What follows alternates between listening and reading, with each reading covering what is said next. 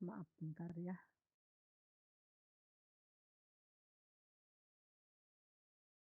Kita mungkin akan, ke pembahasan dari yang, eee, sebentar ini saya siapkan dulu materinya. Diktat oke, slide yang sudah saya bagikan kepada Anda ya. Eee, oke kita mulai. Walaupun tengah hari bolong kita harus tetap, eee, semangat ya. Bisa dilihat layarnya? Halo? Belum, Bu. Belum muncul, tunggu sebentar.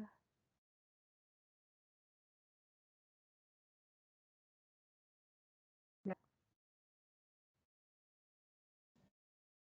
oke sih. Oke kita mulai, eee, ke materi saya off-kan dulu ya videonya ya.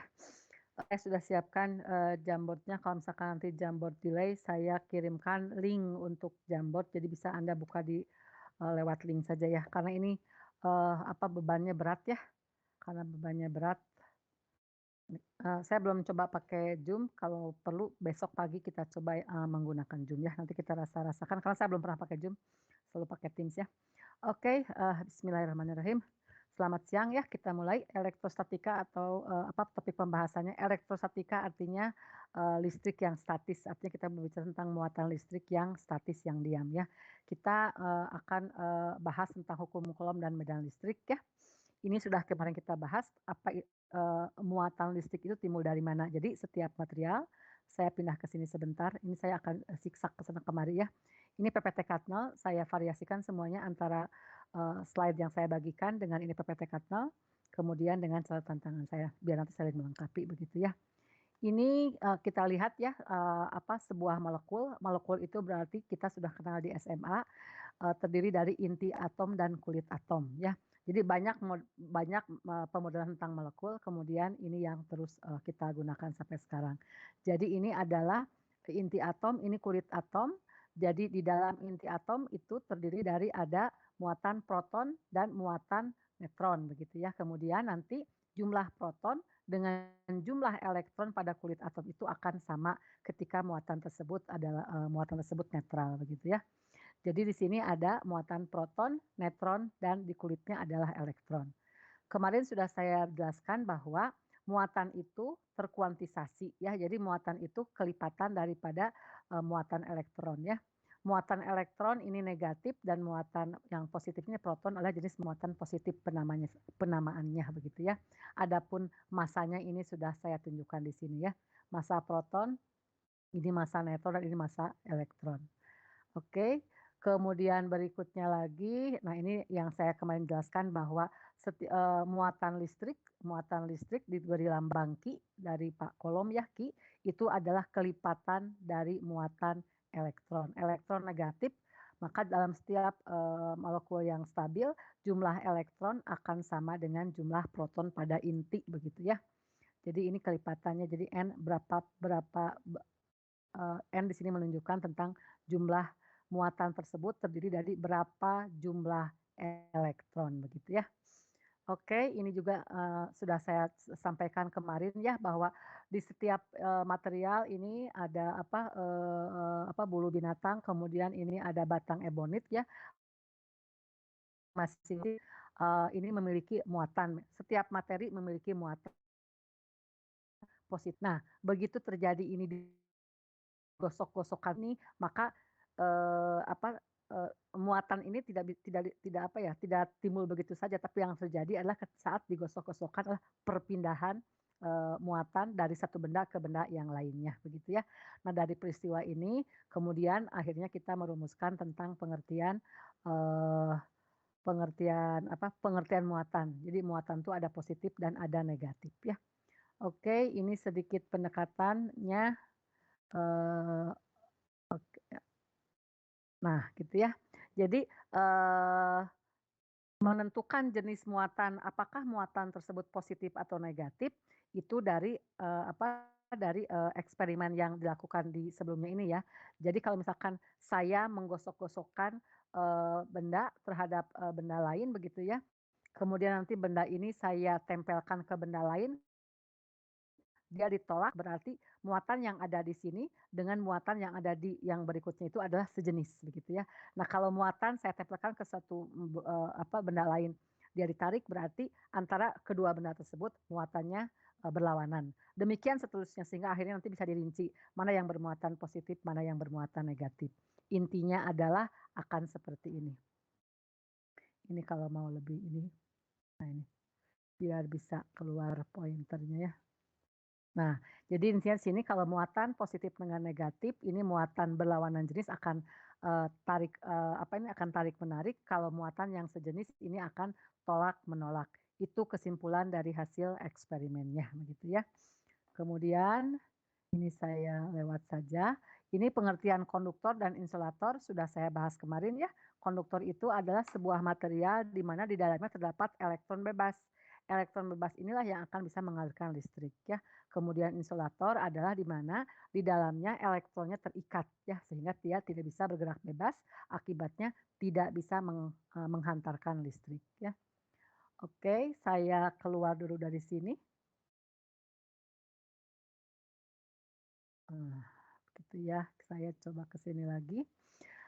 Oke, nah ini, sama saja ya ini karena di sini soal-soalnya lebih banyak ya, lebih lengkap begitu ya. Kalau yang tadi itu PPT resmi dari kartelnya, kalau yang tadi hanya hanya apa ya, global saja begitu ya. Nah di sini kita tahu bahwa yang sejenis tolak-menolak, yang berlawanan jenis akan tarik-menarik ya.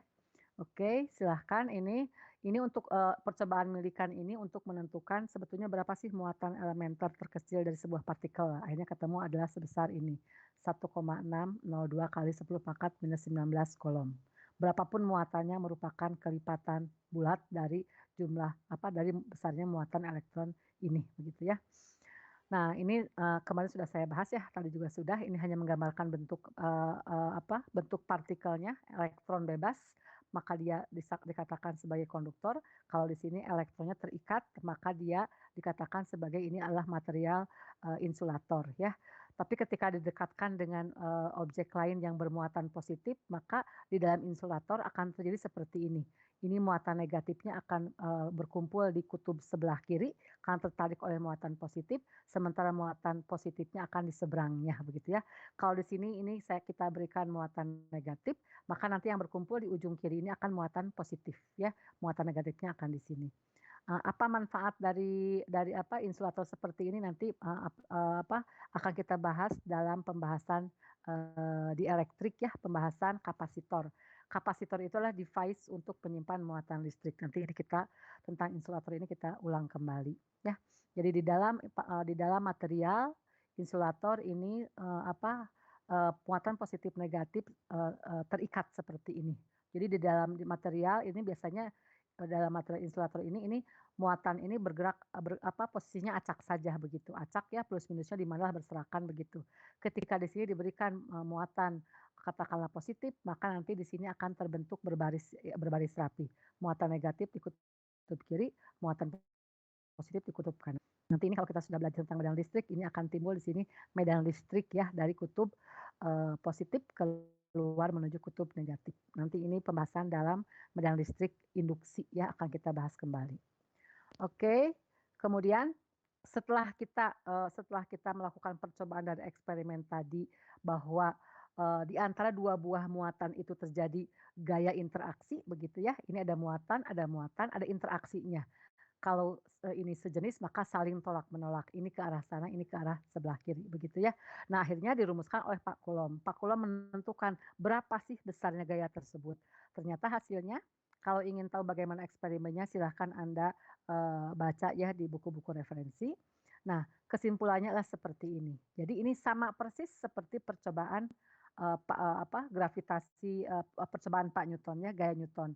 Gaya Newton itu adalah ada 2 buah benda bermassa, massa 1, massa 2, maka di antara 2 buah benda bermassa itu terjadi interaksi ya, itu dengan rumusnya adalah G kalikan massa 1, massa 2 per jarak di antara kedua massa tersebut dikuadratkan. Jadi bentuk persamaan hukum Coulomb untuk muatan listrik persis sama dengan bentuk persamaan eee untuk 2 massa yang berdekatan begitu ya.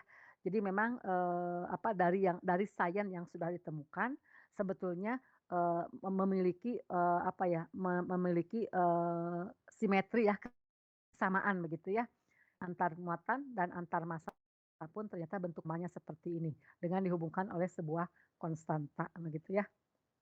Oke, ini Anda sudah tahu ya, ini tinggal K-nya, detailnya seperti ini, tapi dalam perhitungan, ujian kita gunakan angka dibulatkan menjadi 9, ya, oke. Nanti tentang ini kita akan bahas apa arti permitivitas, kita akan bahas ketika kita membahas tentang, medan listrik induksi nanti ya.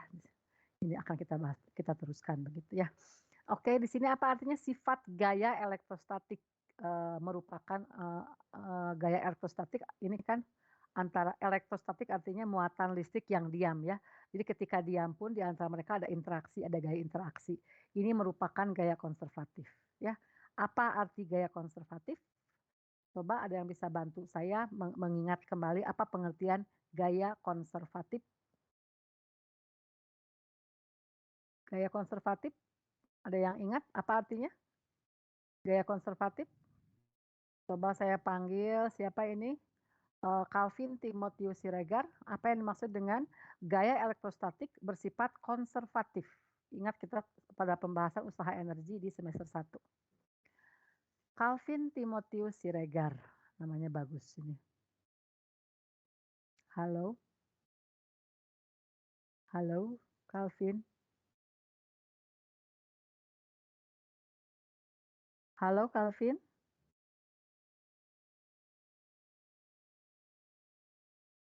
Saya cek yang lain.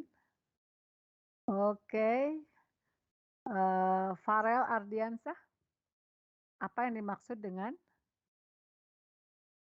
ini? Sifat gaya elektrostatik, sifat ini kan gaya gaya muatan listrik yang statis itu adalah merupakan gaya konservatif. Apa artinya?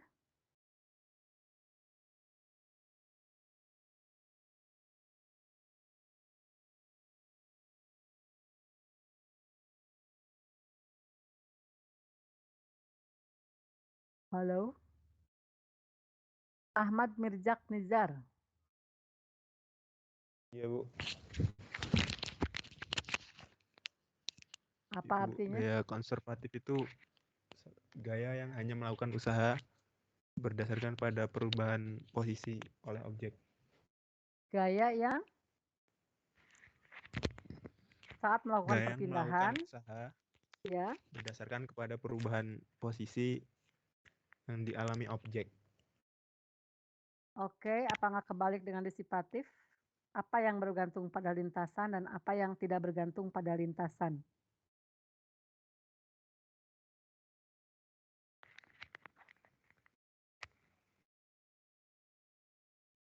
Halo? Iya Bu, lupa sepertinya Bu. Mohon maaf Bu. Oke ya, gaya konservatif. Jadi gaya elektrostatik, kalau ini ada 2 muatan seperti ini ada gaya ketika dia bergerak, maka melakukan usaha ya, ada gaya, ada perpindahan namanya melakukan usaha. Ketika dia kembali ke posisi semula ya, maka perubahan energinya adalah Nol Bu. nol. Oke, terima kasih ya. Maaf saya sambil menyapa-nyapa sedikit ya. Oke, itu nanti kita buktikan pas di penurunan rumus tentang tentang energi potensial listrik, bahwa gaya listrik ini gayanya bersifat konservatif ya.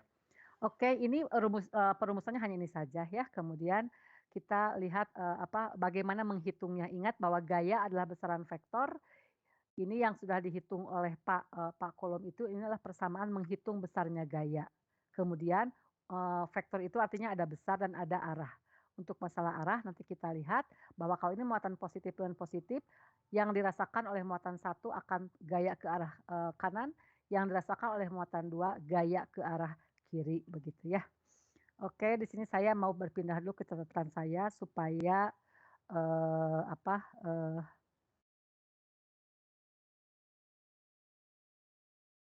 maaf maaf. Oke. Nah, di sini lihat ya, ini sudah saya terangkan kemarin ya, ini definisi R12 adalah R1 min R2, definisi dari R21 adalah R2 min R1 ya definisinya. Ini jangan tertukar karena ini menyangkut masalah arah. Jadi kalau kita lihat di sini maka R12 artinya R1 min R2, saya ingatkan kembali, artinya R1-nya positif dari sini ke arah sini, R2-nya ini minus R2 artinya dibalik. Awalnya di sini, ujungnya menjadi di sini. Jadi R12 adalah dari sini pangkalnya menuju ke sebelah sini, yang warna pink begitu ya. R21, R2 min R1 berarti ini R2 ditambahkan dengan R1-nya dibalik. Kalau dibalik berarti ini pangkalnya, ini ujungnya, maka nanti secara keseluruhan R21 adalah dari sini ke sini ya, jadi dari ini yang warna hitam ini. R21 arahnya dari sini menuju ke, kanan bawah ya, ke Q2 begitu ya. Itu, ini perhatikannya jangan salah melihat ini.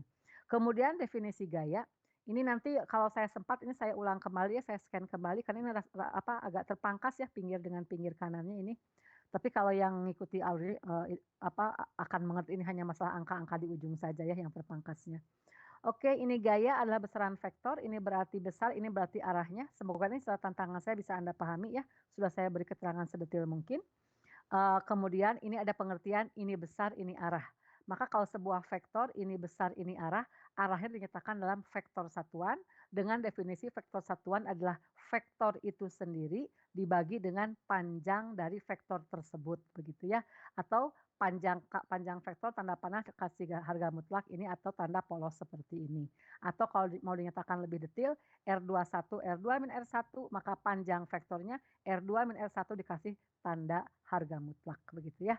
Oke, ini adalah setelah mengerti ini, berikutnya kita membaca notasinya ini. F21, apa artinya gaya 21? Ini artinya gaya yang dirasakan oleh, muatan kedua pada muatan kedua akibat oleh muatan satu. Berarti kalau lihat di gambar di sini, berarti gaya yang dialami oleh muatan kedua akibat oleh muatan satu. Kalau dilihat di contoh di sini, ini muatan satu, ini muatan 2, maka gaya F21 artinya gaya yang dirasakan oleh muatan kedua akibat oleh satu. Jadi yang dirasakan oleh ini. Nah, karena ini positif dengan positif, maka ini saling tolak-menolak. Maka F2 ini akan terdorong ke arah sana, begitu ya. Kalau ini berarti ini apa? Gaya yang dirasakan oleh muatan satu akibat oleh muatan kedua. Maka ini akan ditolak oleh muatan kedua. Maka F12 ke arah sebelah kiri. Oke, semoga bisa dipahami. Jadi di awal ini masalah, definisi memahami yang seperti ini harus dikuatkan dulu begitu ya. Jangan sampai, kita sudah belajar tentang vektor di semester 1 ya, menjumlahkan vektor itu lain dengan menjumlahkan skalar. Jadi kita perlu hati-hati, oke. Nah, ini penjelasannya ini R21 atau vektor satuan seperti ini. Kalau kita masukkan ke hukum kolom tadi F21 adalah ini gaya kolomnya, ini besarnya saja. Ini menghitung besar besar gaya kolomnya saja, Anda masukkan Q1, Q2 dan seterusnya. Tanda muatan plus minus tidak perlu Anda masukkan, begitu ya. Karena nanti tanda muatan akan di sini, begitu ya. Nah, ini berarti F21, ini besarnya, ini sudah dimasukkan arahnya, ya. Ini besarnya. Nah, karena ini R21 pangkat 2, ini berarti R21 menjadi vektor, ini tanda vektor satuan ya, tanda vektor dibagi dengan panjang vektor, sehingga ini menjadi pangkat 3 dan ini menjadi vektor, begitu ya. Jadi ini, penulisan secara lengkap tentang, gaya kolom antara interaksi muatan 1 dengan 2, F21 berarti yang dirasakan oleh Q2. Oke. Nah di sini, ini besarnya akan sama F21 dengan F12 besarnya sama ya dari sini, kemudian arahnya kalau satu ke kanan maka satu adalah ke arah kiri, maka di antara mereka adalah arahnya saling bertolak belakang begitu ya. Nah ini contoh soalnya. Oke, silahkan diperhatikan, eee, maaf sebentar tadi saya sudah bilang bahwa saya mohon izin dulu sebentar ya.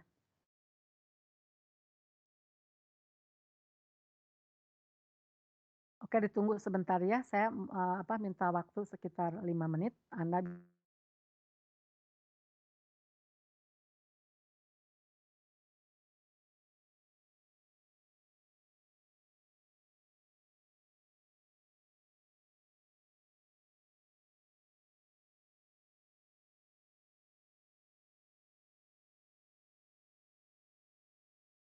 Anda bisa perhatikan di ini apa, dilihat di slide, bisa lihat di-download sendiri apa, dibuka linknya ya, contoh-contoh soalnya. Saya mohon izin 5 menit.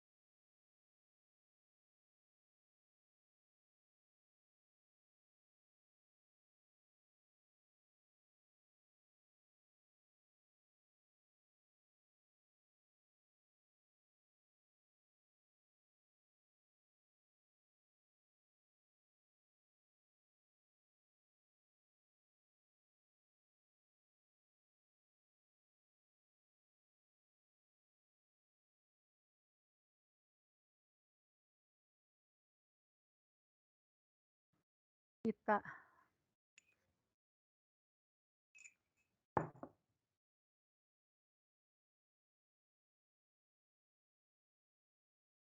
kita lanjutkan kembali yang tadi ya.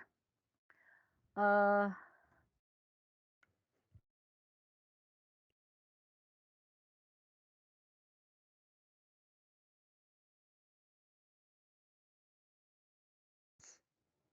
Sudah Anda lihat-lihat ini tadi, apa, contoh-contoh soalnya. Jadi yang ini sudah saya bantu pakai catatan saya ya, supaya ini karena tulisannya kurang apa, kurang bagus begitu ya. Jadi ini R1, ini R2, ini sebagai sumbu koordinat, ini R1, ini R2, maka kalau R12 artinya R1 min R2. Nah, kalau di sini, ini langsung delta R sama dengan R2 min R1, berarti ini R2, R1-nya yang dibalik ya, minus R1 artinya dari sini ke sini. maka delta R ini arahnya dari sini ke arah sana, begitu ya. Itu cara menentukan, vektor posisi. Ini sudah kita bahas, di semester 1 sebetulnya ya. Oke, berikutnya lagi. Nah, kalau kita mempunyai banyak banyak muatan listrik, misalkan ada N buah partikel atau N buah muatan listrik gitu ya, bagaimana interaksinya? Maka nanti misalkan ada 1, 2, 3, 4, 5 ya, sampai N partikel, katakan begitu, N muatan. Anggaplah ada 5 partikel, maka nanti berapa gaya yang dialami oleh muatan satu, maka itu dijumlahkan gaya gaya elektrostatik muatan 1 dengan 2, 1, 3, 1, 4, 1, 5 dan seterusnya. Tapi ingat di sini adalah penjumlahan vektor, tidak langsung main jumlahkan ya, jadi dihitung satu per satu, oke. Kita langsung ke contoh, untuk yang 2 partikel dulu, tadi mungkin sudah Anda pelajari ya pas waktu saya tinggalkan, saya beri tugas kepada Anda. Ini adalah, Q1, Q2 sama-sama muatannya positif, kemudian ini jaraknya R, maka gaya yang dialami di sini yang ditanyakan adalah diagram gaya untuk partikel 1. Jadi ini yang kita amati Q1. Maka kita tuliskannya sebagai F12. Jadi gaya pada partikel 1 oleh, partikel 2, oleh muatan 2. Jadi ini F12. Masukkan ke persamaan Newton, persamaan, kolom, kemudian, tanda positif negatif di sini kita tidak perlu masukkan. Jadi ini saya beri harga mutlak yang menunjukkan bahwa tanda plus minusnya tidak perlu kita masukkan. Nanti ada 2 trik cara ya, kapan tanda muatan dimasukkan, kapan tidak begitu. Karena ini dibantu oleh sketsa seperti ini, maka ini kita hitung aja. F12-nya masukkan ke persamaan kolom, hasilnya adalah sekian ya. Tanda plus minus tidak kita masukkan. Tinggal di sini adalah besarnya F12 yang dirasakan oleh muatan 1 adalah sekian, yang dirasakan oleh muatan 2 pun adalah sekian. Nah, kalau muatan positif dengan positif, maka dia akan tolak-menolak, sehingga yang dirasakan oleh muatan 1 dia akan tertolak ke sebelah kiri. Jadi F12 arah ke kiri, maka sebaliknya di sini pun untuk F21 adalah, arahnya ke arah kanan ya.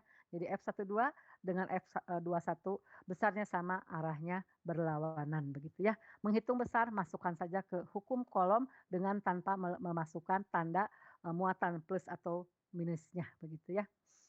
Oke, selanjutnya bagaimana kalau nah ini ya ada muatan 1, ada muatan 2, tadi sudah kita hitung di atas ya. Kemudian di tengah-tengahnya kita berikan muatan negatif begitu ya. Positif, positif, negatif. Jadi kasus yang pertama tadi, tapi di bagian tengahnya kita berikan muatan negatif. Pertanyaannya, berapa besar dan arah gaya ya. Jadi kalau pertanyaan gaya sama seperti di bab pembahasan, dinamika kita dulu membahas tentang gerak di semester 1. Di sini kita gaya elektrostatis total yang dialami oleh partikel 1. Tetap yang menjadi perhatian adalah partikel 1 ini ya. Maka antara partikel 1 oleh partikel 3 dia akan ditarik ke arah kanan oleh 3 ya. Sementara partikel 1 oleh partikel 2 dia akan ditolak ke sebelah kiri. Jadi pada muatan Q1 ini akan mengalami 2 buah gaya. Oleh partikel 2 ditolak, oleh partikel 3 ditarik ya. Kita harus bisa memprediksi, ini besar muatannya berapa Hadi ya? Maaf sebentar saya ke atas dulu. 1,6, Q2-nya 3,2, 1,6, 3,2, kemudian Q3-nya 3,2 juga. Jadi besar muatan Q2 dengan Q3 ini sama, hanya berbeda jenisnya. Yang satu positif, yang satu negatif. Dampaknya apa? Kita bisa memperkirakan ya, pada muatan Q2 ini F12 akan lebih kecil dibanding F13. Kenapa? Karena jarak Q1 dengan Q2 jauh lebih besar ya. Sesuatu ini hukum kolom dibagi oleh jarak, jarak dikuadratkan. Maka yang dibagi oleh jarak yang lebih besar itu R12 ini tentu akan menghasilkan F yang lebih kecil ya. Jadi dari sketsa saja kita sudah bisa memprediksi ya bahwa F12 akan lebih kecil dari F13 karena melihat jarak R12 lebih besar dari R13 begitu ya. Oke, kita hitung satu per satu. Ini tadi F12, F1 yang ini sudah kita hitung di atas ya di soal bagian, A-nya ini F12. Sekarang kita hitung untuk F13-nya. Ini oleh muatan yang 3 ini yang ditarik ke sebelah kiri, kita masukkan saja dengan tanpa memasukkan jenis muatan plus atau minusnya. Kita masukkan, hasilnya adalah positif sekian, F13 ya, atau kalau kita lengkapi ini baru menghitung besarnya gaya elektrostatik antara muatan 1, 3. Kalau mau kita lengkapi penulisan secara vektornya adalah ini besarnya, karena ini arahnya ke kanan, maka kita masukkan tanda vektor satuan I. Sementara untuk ini F12 ini kita sudah kerjakan di atas, besarnya 1,5 kali sekian, tandanya harus ke sebelah kiri, berarti nanti ini harus minus I begitu ya. Nah ini, F12-nya minus sekian newton, arahnya minus I, yang F13-nya yang ini kita masukkan, arahnya adalah positif I. Maka ini tinggal diselisihkan, karena sama-sama arahnya I akan menghasilkan positif. Karena apa? Di sini menghasilkan positif I, karena di sini lihat ini pendek, ini lebih panjang, maka tinggal ini dikurangi saja sebesar, ini begitu ya. Jadi nanti tinggal segini hasilnya ya. Oke, bisa dipahami? Halo? Halo, bisa Bisa, Bu. dipahami? Oke, terima kasih. Berikutnya kita tambahkan lagi untuk yang tidak satu dimensi ya, ini kita, hanya mengulang dinamika saja dulu ya, tentang penjumlahan vektor yang sudah kita bahas di semester 1 ya. Sekarang kalau misalkan ada muatan Q1 sama seperti yang tadi, ini Q2, kemudian ada muatan keempat. Muatan keempat diletakkan di sini. Dan muatan keempat ini negatif begitu ya, dengan diketahui jaraknya ini adalah 3/4 R ya. 3/4 R, kemudian ini negatif dan membentuk sudut katanya di sini 60. Ini fisisnya hanya hukum kolom, selebihnya ini ketika mengolah ini kita berbicara matematika ya tentang vektor begitu ya. Sudutnya 60. Yang F12 tadi sudah kita hitung di soal yang pertama yang ini, sudah ya ini, arahnya ke kiri itu sekian, arahnya minus I begitu. Kita hitung yang, di sini pertanyaannya tetap ya, berapa gaya besar dan arah gaya elektrostatis total yang dialami oleh partikel 1, ini yang menjadi pengamatan kita ya. Berarti ini oleh muatan Q2 akan ke arah kiri, itu ini, dan ini positif, ini negatif, berarti dia akan saling, tarik-menarik. Maka yang Q1 dengan Q4 akan saling tarik-menarik, maka yang dirasakan oleh muatan 1 adalah arah ke arah menuju Q4 ya, tertarik ke arah sana. Itu ini adalah gaya yang dirasakan oleh muatan 1 akibat oleh muatan Q4 begitu. Oke, jadi ada, Q1 mengalami gaya ke kiri dan gaya ke arah sini oleh muatan 4. Setelah mampu menggambarkan diagram gaya seperti ini, maka kita tinggal memprosesnya ya, menjumlahkannya ya. Di sini saya menggunakan penjumlahan seperti ini karena dia ini vektor yang tidak ada dalam sumbu koordinat X maupun Y, maka harus kita uraikan dulu terhadap ke komponen X dan ke komponen Y ya. Nah, maka F14 ini ada komponen X-nya yaitu F14 cos theta arah I dan F14 ke arah yang sumbu tegak sumbu Y, F14 maka ini komponen sinus ya, sinus theta dengan arahnya J begitu ya. Sudutnya ini adalah 60. Ini komponen X, yang ini komponen komponen Y ya. Berarti dinyatakan dalam vektor satuan, ini komponen X, arah X itu vektor satuan I, arah sumbu Y adalah vektor satuan, J begitu ya. Tinggal kita detilkan, kita hitung dulu F14-nya berapa. F14-nya kita masukkan ini, kemudian Q1, Q4 kita jangan hiraukan, jenis muatannya, hanya besarnya saja.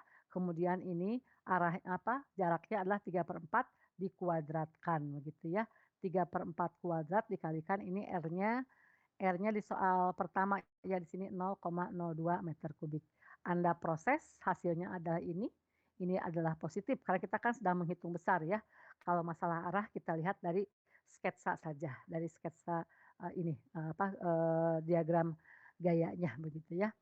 Oke, jadi kita punya gaya yang dialami oleh muatan 1 ini, oleh muatan 4 ada ini ya, 1,02 ini dihitung dari sini ya, 2,05 kali 10⁻²4 dikalikan cos 60 ya, berarti ini kali setengahnya ya, cos 60 adalah setengah, sedangkan untuk komponen, Y-nya adalah F14 2,05 kali sekian dikalikan di sini sin 60 ya. Sin 60 berapa?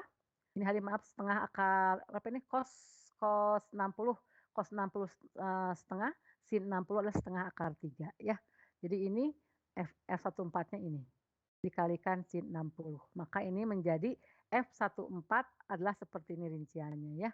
Oke, F14 itu punya komponen I dan punya komponen J, begitu ya. Nah sekarang berapa gaya yang dialami oleh muatan 1 ini? Berarti gaya yang dialami oleh muatan 1 tinggal kita jumlahkan secara vektor F12 yang ke arah sini, ke arah sumbu min I, dan F14 yang memiliki sumbu arah komponen arah sumbu komponen ke arah sumbu X, berarti ini komponen plus I, ini komponen J begitu ya. Kita lihat di sini F12 ini hanya punya komponen I, jadi ini besarnya, arahnya adalah min I, ditambahkan dengan F14, berarti ini kita uraikan dulu, F14 untuk komponen arah I-nya, dan ini untuk komponen arah J-nya. Kalau sudah seperti ini maka I jumlahkan dengan I, kalau dijumlahkan ini minus ini positif, maka diselisihkan. Hasilnya adalah plus 1,025 min 1,15, itu artinya besar yang minusnya. Maka ini menjadi minus sekian. Sedangkan yang J-nya tidak ada pesaingnya di sini ya. Komponen ini tidak memiliki arah sumbu J, maka ini sekian. Akhirnya F1 yang dirasakan oleh ini adalah sekian komponen I-nya dan ini komponen J-nya. Sekitar ke arah sini sedikit ya, dan komponen J ke atas. Nanti ini penjumlahannya akan nyerong ke arah sini. Jadi nanti di catatan saya lengkapi ya dengan berbagai macam metode penjumlahan vektor ya. Ini sama dengan kita kalau pakai metode jalan genjang ini tinggal tambahkan ke sini, ini tambahkan ke sini, maka nanti ini gabungannya adalah penjumlahannya akan dari sini ke arah sini ya. Oke, di sini ini saja faktanya ya. Di bawahnya ada ya ini ya. Oh ini cara lain, cara lain. Ini jadi ini F1-nya dinyatakan dalam vektor ya, dalam komponen vektor arah I dan arah J. Berapa F1 besarnya? Tinggal ini dipitagoraskan dengan ini ya, ini kuadrat ditambah dengan ini kuadrat. Berapa arah sudutnya? Tinggal dicari terhadap sumbu X positif ya. Oke, kita lihat di bawah ini. Di sini adalah ini langsung cara lain untuk menjumlahkan dua buah vektor ya, ada vektor 12 dan vektor 14 ya. Maka di sini gabungannya adalah vektor I ini, vektor F1 ini artinya gaya elektrostatik yang dialami oleh muatan 1. Maka si vektor ini yang dialami oleh muatan 1, dia memiliki komponen X dan memiliki komponen Y ya. Ini komponen X, ini komponen Y. Maka di sini berarti komponen X-nya merupakan F1 arah X sama dengan penjumlahan dari F12 arah X dan F14 tapi yang arah X-nya, yang arah ke sininya. Maka kita uraikan menjadi F12 saja karena F12 hanya memiliki arah ke arah sumbu X, tapi di sini negatif kita masukkan ya. Kemudian ini yang F14-nya dia arahnya positif ya. Di sini positif F14-nya ini dikalikan ini cos 60 ya. Maka di sini kita tidak perlu lagi memasukkan notasi I dan J ya. Karena kita sedang menghitung ini untuk arah X saja, untuk arah I ya. Jadi ini adalah min I-nya dan ini adalah arah yang ke arah positifnya. Tinggal kita jumlahkan. Jadi ini adalah gaya elektrostatik komponen sumbu X atau I-nya begitu. Demikian juga untuk yang Y-nya F12 komponen Y, F14 komponen Y, tetapi F12 tidak memiliki komponen Y ya. Sedangkan F14 ini kita ambil komponen ke arah sumbu Y maka dia ada begitu ya. F14 sin 60. Kita jumlahkan setelah tahu ini F1-nya sekian, F1X-nya sekian, F1Y-nya sekian, kita mencari berapa F1-nya, kita pitagoraskan. Sama ya dengan ini tadi. Ini tinggal kita pitagoraskan, maka ini dikuadratkan, ditambah dengan ini dikuadratkan. Ini yang minus akan jadi positif kalau dikuadratkan ya. Hasilnya akan seperti ini. Oke, mencari sudutnya ini sudah kita bahas di semester 1 ya, pelajaran vektor. Tinggal sudut biasanya dihitung terhadap sumbu X positif, maka berarti komponen Y dibagi terhadap komponen X itu adalah nilai dari tangannya ya, inverse tangannya begitu. Ini keluar angka 86 derajat, 86 derajat dikurangi, ini kan dihitung terhadap sumbu X ya, tadi ini plus minusnya tidak dimasukkan, maka ini berarti hasilnya adalah kalau dihitung terhadap sumbu X, ini adalah 94, ada di kuadran kedua, di daerah sebelah sini. Hanya lewat 4 derajat ya, di kuadran kedua begitu. Oke, itu semoga bisa dipahami, bisa diikuti. Saya di Bisa Bisa. ya? Oke. Bagi yang, saya terlalu cepat atau apapun komentar Anda ya tolong sampaikannya supaya sayanya ada koreksi untuk sayanya ya. Biasanya saya dikoreksi dengan, "Ibu bicara terlalu cepat."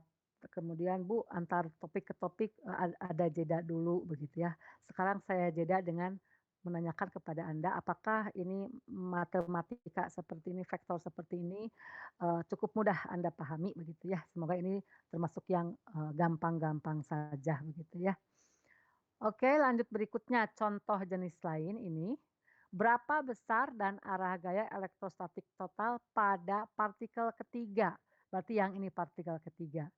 Ini di sekelilingnya dia ada partikel kedua, ini positif, ini negatif, kemudian ini positif. Berarti kita ini akan ditarik ke arah sini, F32 ke arah kiri, kemudian oleh Q1 dia akan ditolak ke arah sana, begitu ya. Jadi hasilnya adalah seperti ini. Ini F32 ditarik ke arah sana karena ini negatif, ini positif, oleh muatan ini dia akan ditolak ke arah sana. Kita tinggal menjumlahkan kedua buah vektor ini dengan sentralnya atau sumbu koordinat barunya adalah titik lokasi dari muatan Q3 ini, begitu ya, menjumlahkan vektor. Oke, sebelum menjumlahkan vektor, ini panjang vektornya kita hitung dulu. Ya, di sini untuk menghitung panjang vektor menyatakan besarnya gaya tolak atau gaya tarik, kita masukkan persamaan Newton. Ingat tanda muatan tidak perlu dimasukkan. Jadi kita hitung F32-nya adalah sekian besarnya, F31-nya adalah sekian besarnya, begitu ya. Oke, setelah besarnya tahu, kita dari sketch ini kita melihat arah mereka masing-masing. F32 ke arah sini, F31 ke arah sana. Besarnya sudah diketahui, tinggal menjumlahkannya, begitu ya. Nah, ini ada F32, F31, F32 sudah dalam arah sumbu X ya di sini. Kalau sudah seperti ini kita amati sebagai sebuah sumbu koordinat di mana ini titik Q3 sebagai titik nolnya begitu ya. Karena kita sedang mengamati penjumlahan vektor yang dirasakan oleh muatan Q3 begitu ya. Nah di sini ini, kita lihat ini F31 ini ya berarti ya, yang ini kita uraikan menjadi F31X ke arah sini. Kemudian ini F31 diuraikan menjadi F31Y ke arah atas. Ya kalau sudah diuraikan maka ini hilang begitu ya. Ini lihat di sini F1X, F13 cos 45 berarti yang ke sini. Ini maaf ini salah tulis harusnya F31 ya, bukan F13. F31 cos 45 berarti ini komponen ke sumbu X, positif ya, karena ini ini sebagai sumbu koordinat, titik sentral kita sesuai pertanyaan adalah partikel 3. Jadi F31 itu sebelah kanan dari titik ketiga ini positif ya, positif. Kemudian F32 memang ini ke arah dari ketiga ke arah sebelah kiri, berarti ini negatif. Jadi yang oleh F31X ke arah kanan, ke arah kiri ini tinggal kita nanti ambil selisihnya ya. Jadi pada muatan 3 ini berapa? Pada muatan 3 arah X berarti F13X yang ini ke kanan dan F32X ini ke sebelah kiri. Jadi ini 7,9 ya. Dari mana 7,9 ini F13 cos 45 ya 7,9 ke arah kanan. Dan ini adalah 9, F32 9 karena ke arah kiri kita masukkan di sini minus begitu ya. Ketika dijumlahkan hasilnya adalah minus 1 min 1. Jadi ini nanti secara keseluruhan gaya yang dialami ketiga adalah min 1,1 ke arah kiri ya untuk Fx-nya begitu ya. Berapa F3Y-nya? F3Y-nya semua disumbangkan oleh F31 ya, karena F32 tidak memiliki komponen Y. Jadi F31Y-nya adalah berarti komponen sinusnya. Komponen sinusnya berapa? F13 adalah 11, 11 sinus sudut ini. Sudutnya Hadi berapa? Sudutnya, tunggu sebentar, sudutnya dari mana? Oke. Ini Anda mencari dari sini ya, ini ada A, ini pun jaraknya adalah A, maka ini sama dengan A, apa ini, A dikalikan akar 2 ya. A kuadrat ditambah Pitagoras biasa ya, A kuadrat ditambah A kuadrat di akar 2, jadi akar 2A begitu ya. Nah, berarti ini nanti di sini dimasukkan R-nya ya, yang di sini. Kalau ini R-nya pas menghitung F32, R-nya adalah ini saja, A-nya sama dengan berapa ini? A-nya 0,1, sementara untuk F31 yang ini adalah R-nya, jadi jarak antaranya adalah akar 2A kuadrat ya, berarti akar 2A kuadrat, 2 kuadrat, A kuadrat berarti 0,1 kuadrat ya, begitu. Tentang menghitung jarak ya,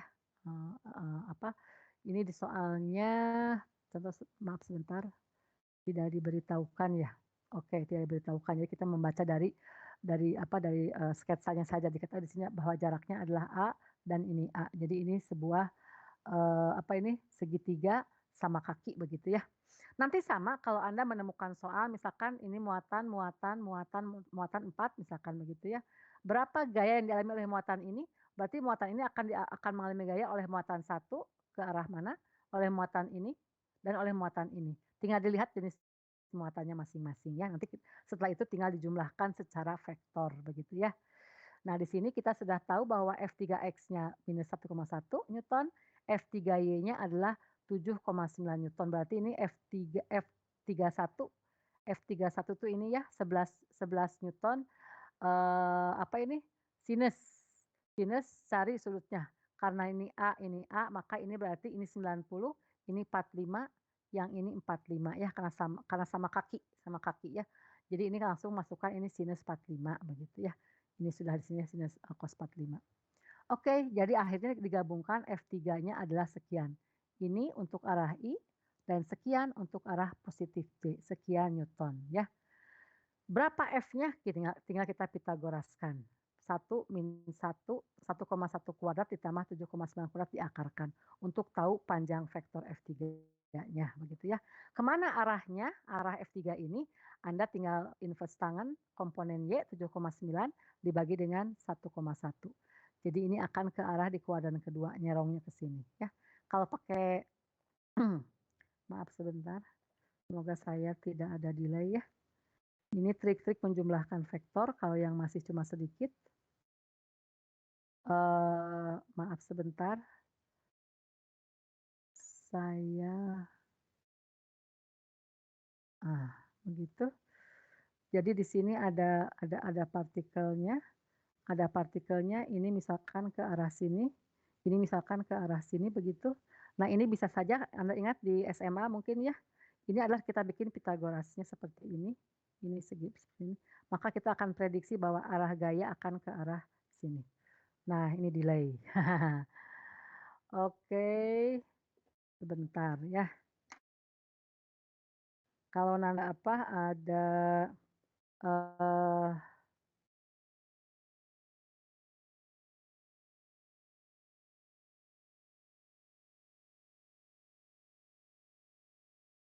oke, sebentar. Saya nanti kalau Anda Jamboardnya delay seperti ini, maka ini saya berikan link untuk Google Jamboardnya ya. Saya simpan di grup WA. Kelas ini kelas berapa? Kelas 8 ya? Vidas 08. Oke, sudah saya kirimkan kepada Anda ya, link untuk Jamboardnya ya, supaya bebannya nggak terlalu berat. Ini delay katanya karena beban terlalu berat. Jadi kalau ini kalau pakai jajaran genjang, ini F12, ini yang ini grafik ini, maka ini adalah hasilnya yang ini. Gitu ya. Oke, bisa dipahami? Halo? Halo, bisa dipahami? Oke, Bisa, Bu. terima kasih ya. Nanti kalau misalkan penjumlahannya banyak, oke. Ini contoh silahkan Anda kotak-atik sendiri ya, ini ada 2 buah proton, kemudian, ada 2 buah proton, di antara kedua buah proton karena muatan listrik maka akan ada gaya Coulomb, kemudian di antara kedua proton itu karena memiliki massa, maka sebagai massa, maka dia pun memiliki gaya gravitasi ya, gaya interaksi, gaya Newtonnya begitu ya. Nah ini contoh soal silahkan buat Anda pelajari sendiri ya. Berikutnya saya, sebentar ke catatan saya dulu ya. Untuk menunjukkan bahwa, PowerPoint, tunggu sebentar, oke sudah ini ya, eee, ini contoh. Nah, ketika ini kan saya hanya menghitung untuk 2 muatan ya, ketika muatannya banyak jadi, ini saya berikan untuk muatan Q1, Q2, Q3, dan Q4 ya. Pertanyaannya berapa gaya yang dialami oleh Q4, maka di sini kita hitung aja Q4 oleh 1, positif-positif ditolak, positif-positif ditolak ke sini, ini ketolak. Jadi ini akan mengalami 3 buah gaya ya. Setelah 3 buah gaya seperti ini, nanti kita lihat ini sebagai sumbu koordinat bahwa terhadap muatan 4 ini ada gaya 1, 2, 3 tinggal dijumlahkan. Hitung dulu gaya kolomnya berapa, muatan masing-masingnya, jangan lupa jaraknya ya, ini dihitung jaraknya. Nah setelah seperti ini, nanti kita hitung penjumlahan secara vektornya begitu ya, secara vektor tinggal kalau banyak muatan Q1 sampai Qn maka tinggal dijumlahkan untuk seluruh muatan yang tadi. Di sini saya memberikan contoh kepada Anda, misalkan ada 3 buah muatan ya, gaya yang dialami oleh muatan kedua, berarti oleh muatan pertama dan kedua, ini ya, lihat muatannya ya. Ini silahkan, maaf ya, jadi, dalam satu kelas itu ada yang oke, cara berpikir induktif, jadi setelah mengerti konsepnya, satu contoh mengerti, ada yang harus dulu banyak kasus, baru bisa, baru ngeh gitu ya. Jadi akhirnya saya berikan berbagai macam, contoh soal. Di sini saya cara menjumlahkan vektor saya jelaskan, ingatkan bahwa ada metode jalan genjang, ada metode analitik begitu ya. Di sini saya berikan contoh seperti ini. Silahkan yang metode jajaran genjang yang ada rumus trigonometrinya ya, kalau untuk hanya dua gaya gampang ini ya, F12, F13 ditambahkan sekian ya, ini yang metode jajaran genjang. Silahkan ini untuk latihan Anda begitu ya. Nah di sini yang dalam tantangan saya, di sini saya menggambarkan, ketika muatan. Contohnya adalah seperti ini ya, ini muatan, negatif, ini muatan positif, ini muatan sama seperti contoh tadi sudah ya, ini A dan seterusnya begitu. Berapa muatan pada Q3 ini saya berikan juga contohnya di sini ya, ada ya. Silahkan ini, lebih detailnya lah ya bagi yang memerlukan tadi contoh soal yang di slide tadi, di sini ada saya turunkan lebih detailnya seperti ini ya. Semoga ini bisa dimengerti ya. Jadi silahkan Anda belajar dari yang manapun juga. Oke, berikutnya kita masuk ke medan listrik. Itu topik, gaya listrik, ini saya mau mau menambahkan sedikit ya. Kalau misalkan nanti Anda menemukan muatan listriknya banyak ya, misalkan ada muatan tuh Q1, Q2, Q3, Q4, Q5, Q6 begitu ya, banyak banget lah pokoknya gitu ya. Misalkan di sini nanti ada pertanyaan, berapa Q untuk di muatan ke-8 misalkan gitu. Di sini ada muatan Q1, di sini ada muatan, nah mulai, ada muatan Q1, ini saya belum menemukan, apa, perbaikannya misalkan ini Q2, Q3, 4, Q6, Q7. Tunggu sebentar ya, kalau di rumah ini suka banyak banget ini.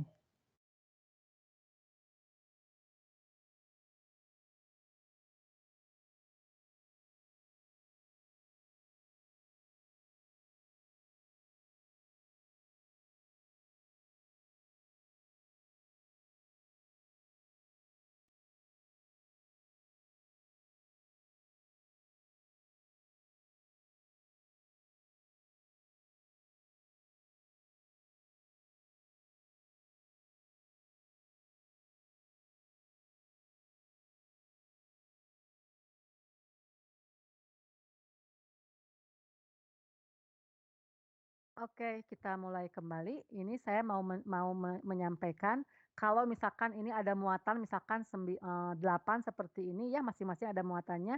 Berapa gaya yang dialami oleh muatan Q8? Ini sama saja ya, sama saja tinggal Anda hitung satu persatu, Q83, Q84, Q85, Q86, Q81, Q87, dan Q82 begitu ya. Nah, nanti kalau menjumlahkan, banyak vektor seperti ini ya, ini dengan ini, dan seterusnya, ini semua kita dengan konsep vektor menjadi mudah menjumlahkannya. Delay, Anda lihat coba di apa, di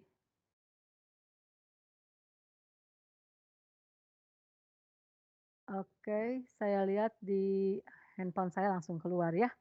Nah, oke, sambil nguji saja ini saya, sambil nguji device dan nguji skill saya ya, harus banyak 3 device ini ya.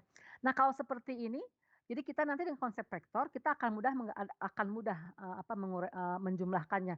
Kita harus menjumlahkan ada berapa vektor ini, 1, 2, 3, 4, 5, 6, 7, ada 7 vektor. Masing-masing kita uraikan terhadap sumbu X dan sumbu Y. Jadi yang Q3 kita uraikan ke sini, ya. Yang Q4 kita uraikan ini ke sini, ya. Ini uraikan Q3, ini Q4 diuraikan. Ini uraikan ke X, ini uraikan ke X, ini uraikan ke X, ini uraikan ke X, ini semua uraikan ke X. Nanti komponen Y-nya uraikan ke Y, ini ke Y, dan seterusnya begitu ya. Jadi ini akan seperti ini. Kemudian uraikan ke arah X semuanya. Ini pun akan diuraikan ke arah X. Ini pun akan diuraikan ke arah X, begitu ya. Yang Y semua uraikan ke arah Y. Jadi nanti di akhir tinggal yang X dijumlahkan dengan yang X, yang Y dijumlahkan dengan yang Y. Jadi mau berapapun jumlah partikel yang Anda miliki, maka nanti yang ditanyakan berapa gaya yang bekerja pada muatan tersebut, maka muatan tersebut sebagai titik sumbu koordinat baru. Kemudian nanti tinggal menjumlahkan vektor, uraikan ke X, uraikan ke Y. Nanti yang X jumlahkan dengan yang X, yang Y jumlahkan dengan yang Y. Di ujung nanti kita hanya tinggal punya 2 saja ya. Jadi di sini ada F8 dengan 1, F8 dengan 2, sampai dengan F8 dengan 7 begitu ya. Ini untuk arah X, masukkan ini arah X ya. Nanti ini akan menjadi F8 arah X, kemudian F8 dengan 1 arah Y. F8 dengan 2 arah Y, sampai dengan F arah 8 ke 7, ini untuk arah Y. Nanti di ujung kita akan menemukan arah F8 arah Y begitu ya. Arah Y, nanti di ujung misalkan hasilnya di sini, X setelah yang arah X kita jumlahkan, nanti kita akan menemukan misalkan ini jumlahnya yang ini. Yang hitam ini ya. Ini misalkan sebagai F8X, saya pakai hitam ya, ini F8X, kemudian misalkan F8Y, F8, oke ini belum keluar, tapi di sini sudah ya, dilihat di link sudah keluar ini. Oke, ini F8X-nya ini, misalkan ini F8 arah Y-nya adalah misalkan ke arah sini. Nah ini misalkan jumlahnya ini F8 arah Y-nya, maka nanti di akhir kesinilah arah F8 begitu. Ini yang hitam ini menunjukkan inilah F8. Gaya yang dialami oleh muatan ke-8. Sudah total ini ya. Besarnya tinggal dijumlahkan, nanti tinggal dihitung sudutnya berapa. Oke, sudut ininya berapa, begitu ya. Tinggal dihitung, nanti ngitung sudut berarti komponen Y dibagi dengan komponen X. Oke, bisa dipahami? Tolong direspon. Oke, terima kasih. Sekarang saya lanjut pindah topik dulu. Sebentar, saya lihat yang paling enak dibaca yang mana. Kita akan masuk ke topik medan listrik ya. Oke, rasanya ke catatan saya dulu saja ya. Ada keterangan tambahan. Nah, di sini ya. Kita sekarang masuk ke topik medan listrik ya. Apa itu medan listrik? Medan listrik adalah gaya yang dialami oleh sebuah muatan, persatuan muatan dalam kurung muatan uji ya pada titik tersebut ya. Jadi gini, ini saya beri catatan ya bahwa muatan Q1 dengan Q2 dapat terjadi gaya ya. Ada 2 buah muatan berdekatan, kemudian terjadi gaya. Kenapa terjadi gaya padahal tidak bersentuhan begitu ya. Kenapa? Karena masing-masing muatan itu di sekelilingnya memiliki medan ya. Saya kemarin contohkan kalau ada misalkanlah, pemuda ganteng dengan pemuda non ganteng, maaf ya ini relatif padahal ya begitu. Maka yang ganteng cenderung memiliki medan daya daya tariknya lebih kuat begitu. Jadi Eee, yang di sekelilingnya akan meliriklah seperti begitu gitu ya.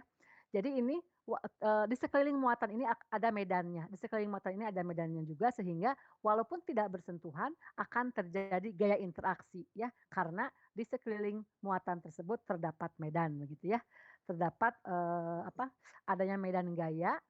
Eee, Sama seperti gravitasi juga ya, benarnya di sini, bumi di sini, maka nanti benda akan tertarik padahal tidak bersentuhan ya. Kalau yang bersentuhan kita menginjak tanah itu memang bersentuhan ya, begitu. Oke, nah berarti kalau saya misalkan ada sebuah muatan sumber, maka di sekeliling ini ada medan listrik, karena ini kita bicara muatan listrik, maka di sekeliling ini ada medan listrik, begitu. Cara mengujinya bagaimana? Cara mengujinya adalah coba, tempatkan pada titik jarak tertentu dari muatan sumber ini suatu muatan uji. Muatan uji itu biasanya kita terapkan positif ya, kenapa positif? Nanti ada kaitannya dengan arah ya. Nah, di sini kita berikan muatan positif kecil saja, nanti akan terasa bahwa antara kedua muatan ini akan timbul gaya pada benda ini, pada muatan ini. Itu menunjukkan bahwa di sini ada medan yang dirasakan ketika ada muatan uji positif kecil ini, dia merasakan sebuah gaya interaksi, begitu ya. Tinggal dilihat nanti. Kalau di sini muatannya positif, maka maaf ya, kalau ini muatan ini positif, muatan uji selalu positif ya, kita masukkannya muatan positif sesuai nanti definisi dari arah medan listrik, muatan ujinya positif kecil, kalau ini muatan positif dan positif maka dia akan ke arah sini, arah gaya yang dirasakan oleh muatan uji ini, begitu. Oke, ini yang ngetok pintu belum selesai juga, tunggu sebentar ya.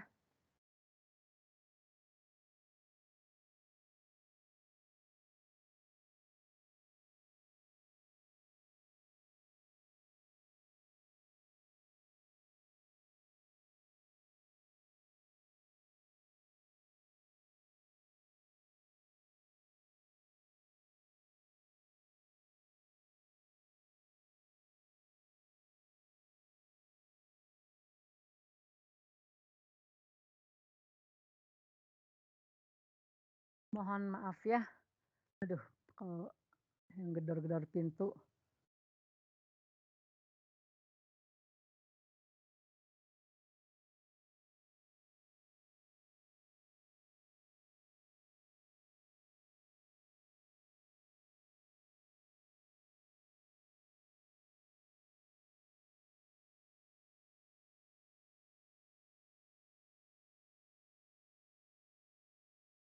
Oke, kita mulai lagi, maaf ini banyak banget gangguannya ya, mohon maaf saya.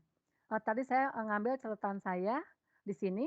Nah, berarti ini kan ini, di muatan sumber ini maka di sekelilingnya ada medan listrik, cara ngeceknya adalah kita berikan muatan uji, maka pada muatan uji ini terasa ada gaya gaya tarikan atau tolakan. Kalau ini muatan ujinya positif, kalau dia mendapatkan tolakan berarti ini muatannya positif, kalau dia mendapat tarikan berarti muatan uji di sini adalah muatan sumbernya adalah negatif, begitu ya. Nah, itu cara ngecek tentang medan listrik dan jenis muatannya ya, dirasakan oleh si muatan uji tadi, tertolak atau tertarik. Tertarik maka di sini, maka di sini ada positif. Karena muatan uji sendiri itu adalah muatan positif. Semoga bisa dipahami ya. Nah, berarti berapa besarnya medan listrik ini? Besarnya medan listrik sama saja dengan gaya listrik dibagi oleh muatan uji. Saya asumsikan muatan ujinya saya hilangkan. Itulah medan listrik. Maka sama dengan gaya dibagi oleh muatan uji yang kecil ini ya, muatan Q kecil ini. Itulah definisi dari medan listrik, sehingga kita masukkan ke sini K kalikan muatan sumber, kalikan muatan uji, dibagi R kuadrat, dibagi muatan uji ini ya, maka menjadi K kalikan muatan sumber per jarak kuadrat.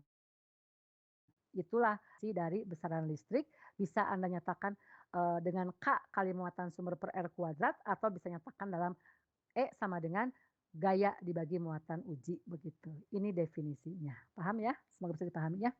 Jadi Q ini, F21 berarti ini kan saya kasih notasi di sini ini muatan sumber 1, muatan, ujinya sebagai 2, maka F21 artinya gaya yang dialami oleh muatan uji di 2 akibat oleh muatan sumber di 1 itu adalah muatan uji kalikan E21. Ingat ini vektor, ini vektor, ini vektor.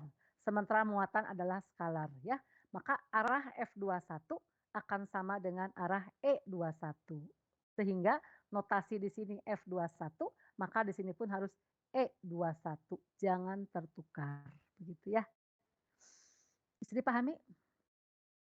Jadi di sini nanti E21 sama dengan K per Q kalikan R-nya pun harus R21 kuadrat. Ini vektor R21 dikasih harga mutlak artinya jarak dari sini, R21 ini ya.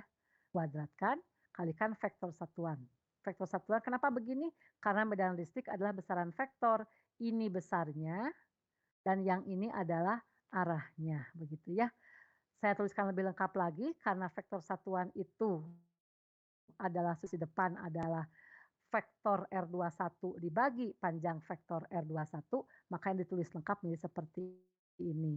1/4 pi epsilon 0 Q per R21 pangkat 3 di sininya menjadi vektor ya. Kalau pangkat 2 di sininya adalah vektor satuan. Semoga bisa dipahami. Itu definisi dari medan listrik ya. Ingat gaya listrik dan medan listrik adalah besaran vektor sehingga nanti menjumlahkannya pun harus penjumlahan secara vektor ya. Diurai-uraikan, tinggal kita amati di titik mana titik sentral perhatian kitanya ada di mana begitu ya. Oke, dari sini semoga dipahami ini? Bisa dipahami? Halo? Oke, terima kasih. Nah, akhirnya kita bahwa kalau ada di sini positif, maka arah gaya, arah medannya adalah ke arah luar begitu ya. Kalau ada di sini muatan negatif, maka arah medannya adalah masuk menuju muatan negatif tersebut, begitu ya. Ini dari tadi yang definisi tadi ya, di sini muatan ujinya selalu kita berikan positif, maka melahirkan kita definisi seperti ini. Kita sepakati bahwa kalau muatan positif artinya di sini arah medan E-nya menjauh, kalau di sini muatan negatif maka arah E-nya adalah masuk ke muatan positif. Otomatis kalau kita punya plat, di sini platnya muatan positif, di sini platnya muatan negatif, maka arah E-nya akan seragam seperti ini ya. Kalau di sini muatan positifnya katakanlah ada 4, di sini 4 begitu ya, maka di sini akan terjadi medan listrik yang arahnya dari positif menuju negatif. Karena positif keluar, negatif masuk, maka akan seperti ini. Ini adalah dari plat positif menuju plat negatif ya. Oke, berikutnya lagi, kalau saya punya muatan positif dan muatan negatif didekatkan, maka ini akan dari positif keluar menuju negatif ya. Ini yang jarak terdekat, maka ini semua ini kalau ada muatan positif dia akan keluar semua ya, menuju arah keluar. Di sini nanti keluar akan berujung ke muatan negatif, akan seperti ini bentuknya, begitu ya.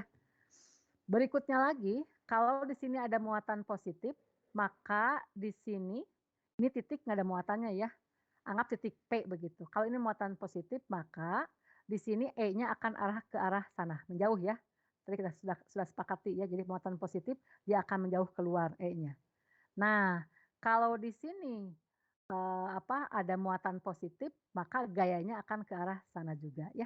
Kalau sini muatan positif, jadi F dengan E, kalau jadi gini ya, ini ada muatan positif, di sini kita berikan suatu titik saja ya, titik P misalkan begitu, maka di titik P ini akan ada E arahnya ke arah sana. Kalau di sini ada muatan negatif, maka di titik ini ya, di titik ini katakan titik-titik ini kinolnya nggak ada ya, muatan ujinya nggak ada, dia akan ada arah E-nya ke arah sini, begitu. Paham ya? Bisa dipahami? Nah, kalau saya tempatkan di sini muatan uji positif, maka arah F-nya akan ke arah sini juga. Tetapi kalau di sini saya berikan muatan ujinya negatif, maka E-nya ke arah sana, tapi F-nya akan ke arah sebaliknya. Paham? E oleh muatan sumber positif dia ke arah sana. Kalau di sini kita beri muatan uji negatif, maka arah F-nya akan ke arah sini. Begitu ya. Di sini pun sama, kalau ini ada muatan positif ya, maka di titik ini arah E-nya menuju ke arah dalam, ke arah muatan negatif ya. Nah, kalau di sini kita beri muatan ujinya positif, maka arah F-nya kemana? Ke arah sini. Tapi kalau di sini kita beri muatan ujinya negatif, kemana arah F-nya? Akan ke arah, halo? Halo? F-nya akan ke arah luarnya, begitu ya. Jadi E dengan F akan searah kalau muatan ujinya positif, E dan F, medan listrik dan gaya listrik akan berlawanan arah kalau muatan ujinya negatif, begitu ya. Oke, semoga bisa dipahami. Ini saya berikan juga contoh soal. Silahkan buat latihan Anda, ini muatan sumber, dihitung berapa di titik A medan listriknya. Anda hitung dulu besarnya medan listrik, angka-angkanya saja, kemudian arahnya lihat oleh tanda ke arah sini ya. Ini contoh yang lebih variatif ya. Misalkan ada sumber posisinya sekian, ini sumber listrik di sini, muatan listrik positif, sumber posisinya sekian. Posisi titik A adalah di titik ini, di titik 3I minus 2J min K begitu. Kemudian posisi A terhadap sumber berapa? Berarti kita menghitung posisi A terhadap sumber, artinya RA dikurangi RS. Posisi A dikurangi posisi S begitu. Itu adalah RAS. Lain lagi dengan RSA. RSA artinya sumber terhadap A. Jadi RS min RA begitu ya.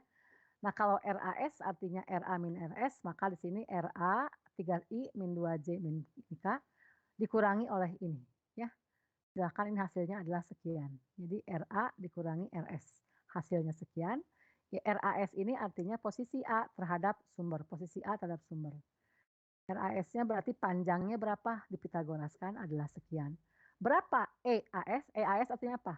Medan listrik pada posisi A oleh sumber di titik S. Begitu ya.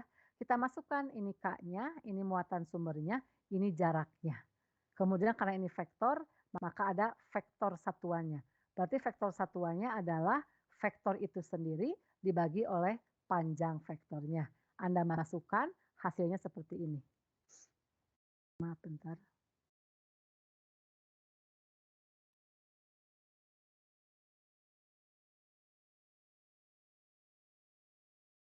Oke, kita lanjutkan kembali. Bisa diikuti? Bisa diikuti ini? Lihat isinya? Permisi Bu, izin bertanya Bu. Ya boleh. Tadi yang untuk medan yang di kiri bawah tuh Bu, kalau misalnya muatan uji ya itu sama positif juga, berarti medannya itu searah dengan gayanya Bu. Berlawan arah ya? Begini, kalau muatan uji kita sudah sepakat muatan uji itu adalah positif ya. Jadi kalau di sini ada muatan positif, maka kita ambil titik P tersebut, maka arah E-nya menjauhi. Kalau di sini muatan negatif, maka arah E-nya ke sini ya. Nah, kalau di titik P ini kita berikan muatan positif, maka akibat muatan dengan muatan ini akan timbul gaya, oke? Nah, ketika muatannya positif, maka arah E dengan arah F akan searah, akan ke arah sana. Tapi kalau di sini kita berikan muatan negatif, maka arah E-nya tetap ke arah sana, tapi arah F-nya ke arah sini, begitu ya. Oke. Sama di sini pun ini kalau ini negatif, maka arah E-nya ke arah sini. Medan listriknya, E-nya. Kalau di sini saya berikan muatan positif, maka akan timbul gaya. Kemana arah gayanya? Akan searah dengan E, ya. Dia akan tertarikan ini negatif dan positif, saling tarik menarik. Tapi kalau di sini muatannya negatif, maka arah F-nya ke arah mana? Negatif dengan negatif akan tolak-menolak ke arah sana. Jadi F-nya ke arah sana. Kalau di sini muatan ujinya negatif, maaf, oke lah, saya tetap menggunakan istilah muatan uji ya. Kalau di sini diberikan muatan negatif, maka E-nya ke arah sini, F-nya akan ke arah sana. Di sini berlaku seperti ini, saya tadi dengan asumsi di sini adalah muatan uji selalu positif ya, akan berlaku ini E21 akan sama dengan F21 ya. Kalau di sini diberikan muatan negatif, maka ini berarti arah F akan berlawanan dengan arah E. Oke, bisa diikuti? Bisa Bu, bisa. Oke, terima kasih sama-sama. Nah, di sini kita amati ya. Misalkan kita punya persamaan seperti ini kan 3 dimensi sulit ya menggambarkannya, ini saya juga ini nggak tahu bisa bisa kelihatan kebaca atau tidak ya, 3 dimensi. Nah, kalau 3 dimensi seperti ini kita nggak bisa membuat sketsa begitu, ini kita masuk-masukkan apa arahnya ya, ini, pertama ini kan, apa, persamaannya E adalah K kalikan muatan sumber dibagi R kuadrat dikalikan vektor satuannya, dikalikan mana ini R2 R topinya. Maka R topi adalah di sini menjadi ini RAS-nya, vektor RAS dibagi dengan panjang vektornya yaitu 10 meter. Kita masukkan ke sini ya. Ini tandanya kita masukkan, ini penulisan secara apa, secara vektor ya, lengkap semua, maka nanti kita kalikan akan seperti ini hasilnya. Nah, ini menunjukkan bahwa lihat ini 1,135 itulah besarnya, kemudian ini arahnya. Kalau arah seperti ini 6J min 8K itu menunjukkan ini apa, ini X, ini Y, ini K. Berarti 6J itu ke arah sini, minus 6J, dan minus 8K ke arah bawah. Jadi arah E adalah ke arah sini, ke arah bawah. Ya, bisa dipahami? Ini ada muatan, lihat 15 positif, 15 mikrokolom di sini. Berarti arah E-nya ke arah sana. Ke arah sini, kalau kita ini ke arah mana? Ini kita lihat dari hitung-hitungan kita, analitik ya. Arahnya adalah 6J min 8K. Jadi 6 ke kiri, 6J, K-nya K positif ke atas, berarti dia ke bawah, 8K ke bawah. Jadi arahnya ke arah sini, begitu ya. Nah, coba kita lihat, kita misalkan sulit ini membuat sketsa seperti ini. Berapa gaya yang dialami Ki Aksen di sini apa? Sumber posisinya di sini, muatannya positif. Kemudian jika ada muatan Ki Aksen, di mana muatan Ki Aksen ini adalah muatannya negatif, ya. Minus 3 mikrokolom. Berapa gaya yang dialami oleh Ki Aksen, ya. Tadi arah E ke arah sini, kemudian di sini muatannya negatif. Kita masukkan saja di sini muatan negatif, masukkan EAS-nya adalah ini, yang di sini di mana apa, arahnya ditandakan dengan ini ya, apa, dengan notasi minus ya, ada JK-JK-nya, berarti ini kan di sini mencakup arah begitu. Kita masukkan nih muatannya minus 3 dikalikan E-nya adalah sekian, hasilnya adalah positif. Kita lihat bahwa besarnya sekian, sekarang arahnya adalah dari posisi ini, tadi ya, 6J berarti positif 6 ke kanan, positif 8 ke atas. Jadi ini F ke arah sana, berlawanan dengan arah E. Ya. Ketika 3 dimensi sulit seperti ini, maka kita bisa melihat arah dengan kita memasukkan tanda muatannya, begitu ya. Kalau tadi yang saya jelaskan di slide, oke, Anda ketika menghitung besarnya medan listrik atau besarnya gaya listrik, Anda tidak perlu perhitungkan plus minusnya atau jenis muatan plus minusnya, tidak perlu. Anda hitung saja angka-angkanya karena plus minus bisa dengan sketsa begitu. Nah, ketika persoalan seperti ini sulit kita berimajinasinya ya tentang 3 dimensi ini, vektor satuan untuk 3 dimensi, maka kita memasukkan angka-angka plus minusnya dari muatan tadi ya. Ini kebetulan muatannya positif di sini. Muatan positif, di sini saya masukkan muatan Ki aksennya adalah muatan negatif. Maka menunjukkan di sini akhirnya menjadi arah untuk gaya adalah arah positif ke atas ke sana, arah untuk medan adalah arahnya minus 6J plus 8K. Jadi arah E dengan arah F berlawanan ya. Sama dengan tadi apa teori di sini ya. Teori di sini hadir menunjukkan bahwa kalau muatan sumber positif maka arah E menjauhi, ketika di sini muatan negatif maka arah F-nya akan berlawanan dengan arah E-nya begitu. Oke, secara konsepsi dan secara perhitungan sudah saya bantu bantu tuliskan lah begitu ya. Tinggal Anda detail membacanya.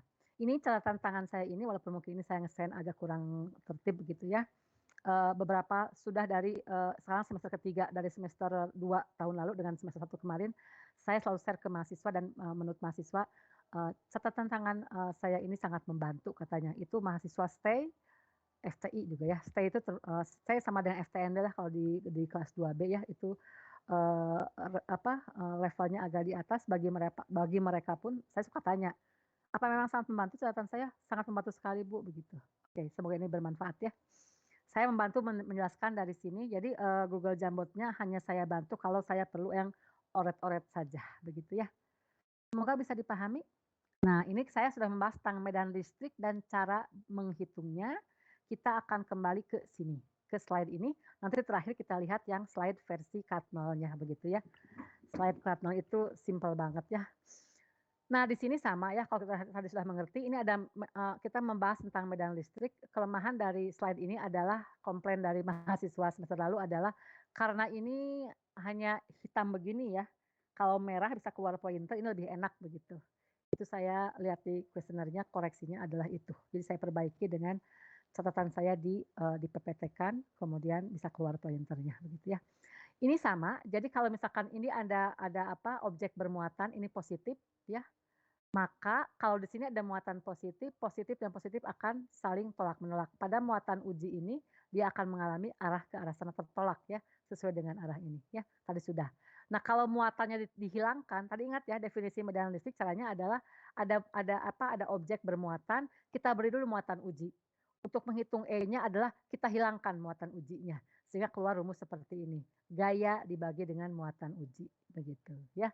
Nah, muatan uji selalu kita ambil positif, maka artinya di sini untuk melihat arah ya, bahwa kalau ini muatan positif, maka inti muatan uji positif dia akan F-nya arah ke sana, maka kalau muatan uji saya hilangkan, maka arah E-nya adalah ke sana. Sehingga kita mendefinisikan kalau muatan positif, maka arah E adalah keluar, meninggalkan muatan positif. Begitu. Sebaliknya kalau di sini negatif, maka arah E-nya adalah masuk menuju muatan negatif. Sesuai dengan yang Oke, satuan dulu ya, ini berarti satuan tinggal Newton per kolom ya, N per C. Nah, di sini akhirnya kita mendefinisikanlah ini, garis-garis medan listrik kalau positif keluar menjauhi, kalau negatif masuk menuju muatan negatif. Di sini ada salah penulisan. Untuk muatan negatif menuju ke dalam, harus ini ya, salah sedikit ini positifnya nih, tolong dikoreksi. Oke, kita sudah bisa mendefinisikan garis-garis medan listrik atau kita sudah bisa menentukan arah medan listrik. Ingat, kenapa kita harus menentukan arah? Karena gaya listrik dan medan listrik adalah besaran vektor. Yang namanya vektor ada besar dan ada arahnya, begitu ya. Sehingga kita harus mendefinisikan mengenai arah tersebut, begitu. Jadi gaya listrik, medan listrik selain ada besar juga ada arah, ya. Nah, akhirnya arah ini kita nyatakan dengan ini, ya. Ini adalah arah medan listrik keluar, arah medan listrik masuk muatan positif.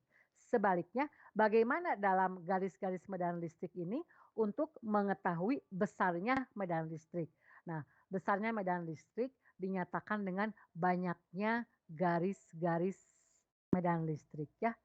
Jadi kalau misalkan ini muatan negatif, ini garis cuma ada berapa ini? 1, 2, 3, 4, 5, 6, 7, 8, 9, 10, 11 ya. Per 12 ini ya, tolong hitung sendiri. Ini lebih banyak, berarti ini garis gaya listrik lebih banyak menunjukkan ini nilai atau besar medan listrik lebih besar dibanding di sini. Tetapi arahnya sama ke pusat ini muatan negatif masuk menuju begitu ya. Oke, bisa dipahami. Jadi saya mendefinisikan secara seperti ini ya. Ini besarnya dihitung pakai rumus F per Q. Ini besarnya dihitung pakai rumus Coulomb. Menghitung arahnya pakai sketsa seperti ini, kecuali yang contoh tadi ya, ketika 3 dimensi susah dinyatakan, kita masukkan jenis muatannya, maka kita akan bisa memprediksi arah melihat dari arah dari vektor tersebut begitu ya. Nah, ketika kita nyatakan dalam garis-garis medan listrik, maka untuk menentukan besar kecilnya medan atau gaya dinyatakan dengan banyaknya garis-garis medan. Jadi makin banyak garis-garis medan listrik menunjukkan besarnya E makin besar begitu ya. Oke, berikutnya lagi. Nah, ini saya mau masuk ke sini. Misalkan ya, ini nggak tahu apa penyebabnya. Kalau arah panah seperti ini dari sini ke sini, berarti di sini ada muatan positif ya, dan di sini ada muatan negatif. Paham? Karena di sini ada muatan positif menjauhi, muatan negatif masuk menuju. Maka kalau ada gambar garis-garis medan listrik seperti ini, menunjukkan di sini ada muatan positif, di sini ada muatan negatif. Oke, lihat dari ujung panahnya.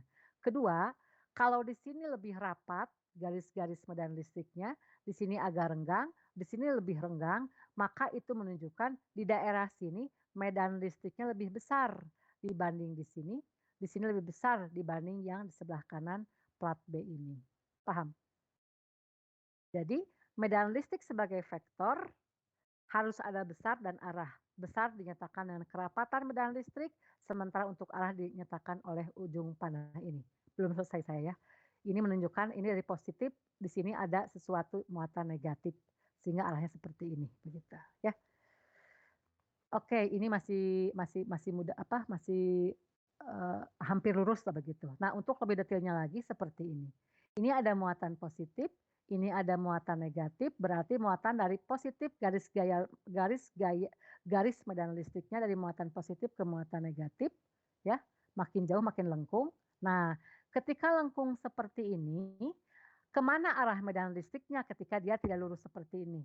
Arah medan listriknya adalah tegak lurus terhadap titik tersebut, begitu. Ya, oke, supaya lebih jelas karena nanti ini akan kita pakai konsep ini di dalam perhitungan flux ya. Kalau misalkan saya punya grafik garis gaya seperti ini, nah gini, nah begitu ya. Oke, saya pindah dulu ke sini. Semoga tidak ada delay, ternyata masih delay. Nah, berarti lihat di gambar saja. Lihat di link saja. Oke. Halo, belum keluar juga. Sama saja. Nah, oke, keluar. Nah, kalau misalkan saya punya garis seperti ini ya, garis medan listrik, maka ini ujung panahnya misalkan di sini, itu artinya di sini ada muatan positif nggak tahu berapa ya, di sini ada muatan negatif nggak tahu berapa, begitu ya. Sementara begitu dulu, di sini muatan positif, di sini ada muatan negatif karena ujung panahnya di sini, begitu. Nah, ini menunjukkan bahwa di daerah sini, ini katakanlah E1, di daerah 1 ini daerah 2, ini katakanlah E2, maka medan listrik di daerah 1 lebih besar daripada di daerah 2 ya. Ini daerah 1, ini daerah 2. Karena ini sini lebih renggang. Oke. Untuk melihat arah medan listrik, maka adalah arah garis singgungnya. Misalkan saya mengamati pada titik yang ini. Saya ganti dengan warna biru, misalkan di sini. Oke, atau misalkan di sini. Nah, arah E-nya adalah arah garis singgungnya. Oke. Saya cek ya handphone saya dengan layar laptopnya. Ini adalah arah garis singgungnya. Gitu. Ini adalah arah E. Gitu ya. Ini adalah arah E. Arah garis singgung itu artinya ini asumsi saya gambar teliti ya, jadi tegak lurus. Titik ini arah garis singgung tegak lurus gitu ya. E. Sama ya di lewat di lewat ngeling juga sama aja lambatnya. Oke, sama keluarnya. Nggak ngaruh berarti. Oke. Bisa dipahami ini? Halo?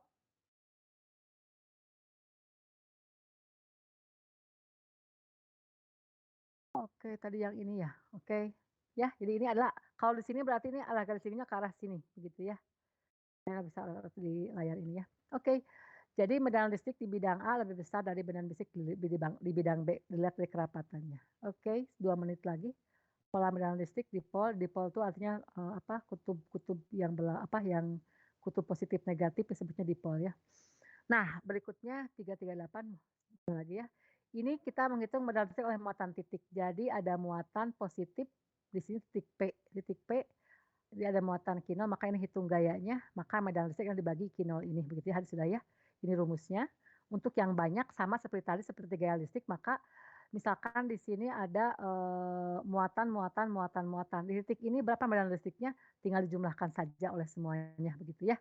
Oke, ini contohnya karena tadi saya di awal sudah sangat detail untuk gaya, tinggal masalah untuk medan listrik, di sininya nggak ada muatan aja, begitu ya. Ini muatannya misalkan Q1 positif, Q2-nya ini negatif, Q3-nya adalah negatif, makanya di titik ini nanti akan ada gaya ke arah mana? Oleh muatan ini tertolak ke arah sini, oleh muatan ini tertarik ke arah sini, ini akan ada 2 ke arah sini, E1 dan E2, dan oleh muatan 3 ini yang muatan negatif ya, adik Q2-nya ini negatif ini, maka dia akan ditarik ke arah sana, begitu ya. Nah, ini tinggal menjumlahkan vektor, tinggal di sini fisiknya selesai, tinggal matematiknya saja ya, pakai penjumlahan vektor. Maka ini E1, E2 dihitung dulu karena sama muatannya ini 2Q dan 2Q. Ini 2Q dan 2Q muatannya sama, berarti E1 dengan E2 ini akan sama saja ya, cuma arahnya ini satu ke sini, satu ke sini. Jadi bisa kita jumlahkan 2 kalinya gitu ya. Kemudian E1, E2 karena sama kita jumlahkan sama dengan sekian. Kemudian E3-nya karena muatannya adalah 4Q maka ini sama dengan sekian. Nah, tinggal nanti E3 arah ke sini, ini E1 dengan E2 dijumlahkan jadi ini lebih panjang saja. Bisa diikuti ini? Nah, hasilnya seperti ini. Oke, jadi nanti kalau sudah seperti ini, dijumlahkan berapa E total yang dirasakan oleh titik ini, berapa tinggal dijumlahkan kedua vektor ini dan ini. Ini kita uraikan komponen X, ini komponen Y, ini komponen X, ini komponen Y. Yang komponen Y ke atas ini E3 dengan ini E1, E2, ini besarnya sama. Sehingga saling menghilangkan, yang komponen X ada, yang bawah juga ke atas komponen X ada, maka ini akan 2 kali lebih panjang. Bisa nangkap maksud saya? Halo? Halo? Bisa, Bu. Oke, terima kasih. Nah, tidak perlu saya ulang ya.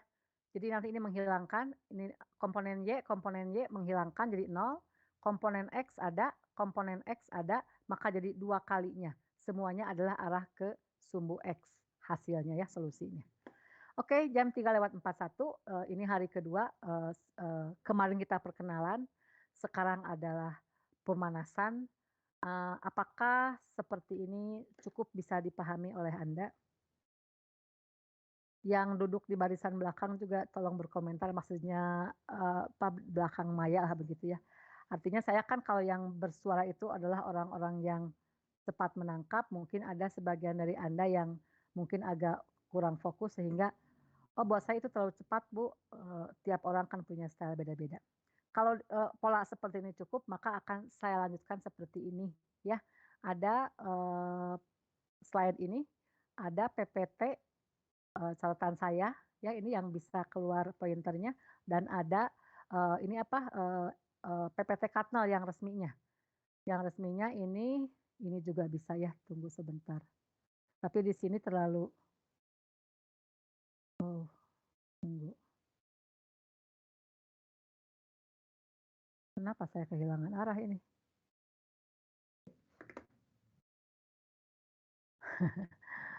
Oke, saya mau nunjuk ini juga susah banget. Oke. Ya, jadi nanti bisa 3 seperti ini, kalau Katnal paling saya tampilkan di Anda terakhir. Kenapa saya tampilkan PPT Katnal, karena itu menggambarkan isi buku referensi yang seharusnya untuk jatah kelas 2B begitu ya.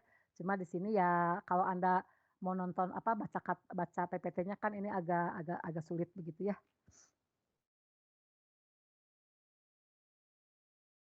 Oke, sekian terima kasih. Ini kenapa saya kehilangan ini ya. Bu, Ya. boleh minta catatan yang dari catatan ini, Bu? Yang Tanda catatan dari tangan Ibu, Bu. Oke. Itu nanti saya berikan di sebentar. Yang ini ya? Iya, betul, Bu. Oke. Saya akan berikan di Edunex. Mohon maaf ya saya berikan di Edunex karena apa? Karena semua kinerja dosen itu pihak ITB menilainya dari Edunex begitu. Jadi mohon maaf ini akan saya berikan di Edunex ya sebagai file catatan tambahan. Nanti saya berikan linknya begitu. Terima kasih, Bu. Oke, mungkin untuk siang ini sampai di sini dulu ya. Ini apa perlu saya foto ulang, saya scan lagi kalau kecoret seperti itu, tapi saya juga nggak enak lihatnya ya. Oke.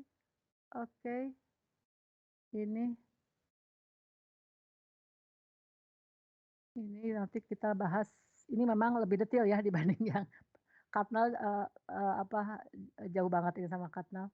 Saya tulis detail ini beberapa tahun yang lalu ketika masuk pandemi. Seperti ini. Ini kayaknya kalau kecoret-coret sedikit gini Anda masih bisa ngikuti lah ya begitu ya. Kalau saya sempat saya scan lagi, kalau tidak sempat mohon maaf ya. Oke, sekian dulu untuk hari ini. Kenapa ini? Saya takutnya laptop saya bermasalah. Oke, sekian dulu, saya keluar dulu, oke ya. Kalau tidak ada, masukan apapun dari Anda, ritme seperti ini cukup, saya mungkin akan menjaga seperti ini ya. Di contoh-contoh soal, catatan saya yang awal memang contoh soal agak lengkap, tapi nanti agak ke tengah saya mengurangi contoh soal. Itu biasanya ada komplain mahasiswa, "Bu, tambahin contoh soalnya," begitu ya. Tapi untung di slide itu sudah ada, setiap setiap konsep itu ada contoh soalnya. Jadi kalau saya sempat menambahkan contoh soal, untuk catatan tangannya, tapi bukan ya mungkin file berbeda aja begitu ya, kalau saya sempat begitu ya. Oke, sekian sudah jam 3.45 untuk hari kedua minggu pertama ini cukup sekian dulu. Terima kasih, selamat sore. Assalamualaikum warahmatullahi wabarakatuh. Jangan lupa isi absennya begitu ya. Merekam itu ke bagian Anda ya, silahkan klik. Oke, sekian dulu ya.